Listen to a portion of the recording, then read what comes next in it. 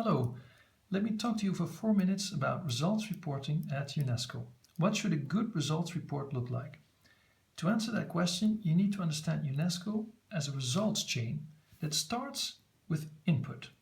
There are two types of input: people or staff and money. This then produces activities, namely the things that UNESCO staff can do with the money they get. For example, they can organize conferences or debates or workshops.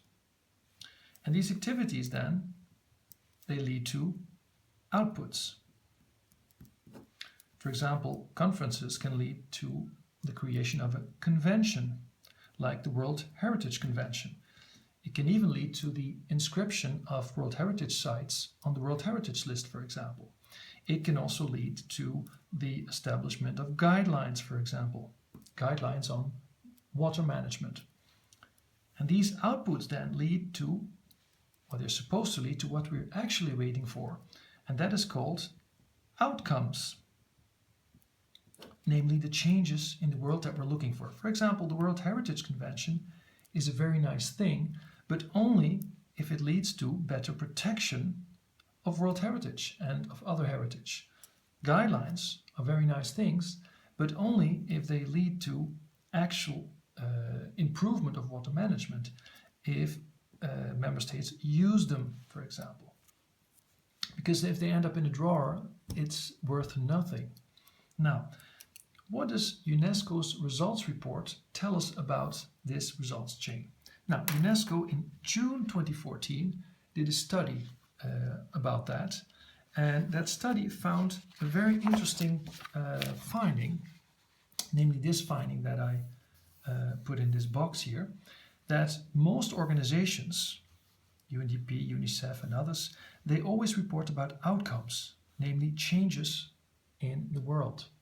Whereas UNESCO only reports about activities and outputs, meaning not changes in the world, but things that UNESCO does. So in terms of our results chain here, that study found that UNESCO only reports about this part of the results chain, namely the activities and outputs of UNESCO, in other words, the UNESCO world, whereas the other organizations report about the outside world, namely the changes that are happening in the world outside the organization.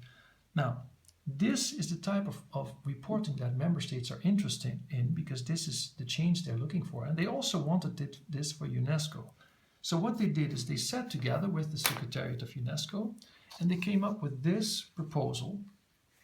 And it's called a new format of reporting to the Executive Board. And it was adopted by the General Conference in November 2015. And it boils down to the following, namely that UNESCO from now on should produce two results reports. One is called the Program Implementation Report, and that reports only about activities and outputs. It only tells us if the activities, I mean the conferences, for example, and if the production of guidelines is on track. Is the conference well organized? Are the guidelines produced on time and with the right budget, etc. The second report is called the Strategic Results Report, and that is going to report to member states about the changes in the world, about the effects that these things are supposed to produce.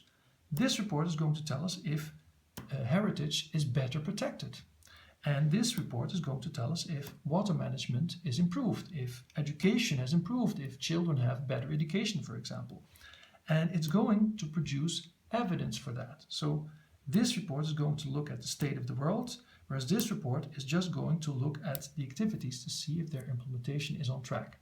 Now, I can understand that now you're very excited about reading this report. Well, it's not there yet. The first copy is going to be presented to member states in the spring of 2016. That means very soon.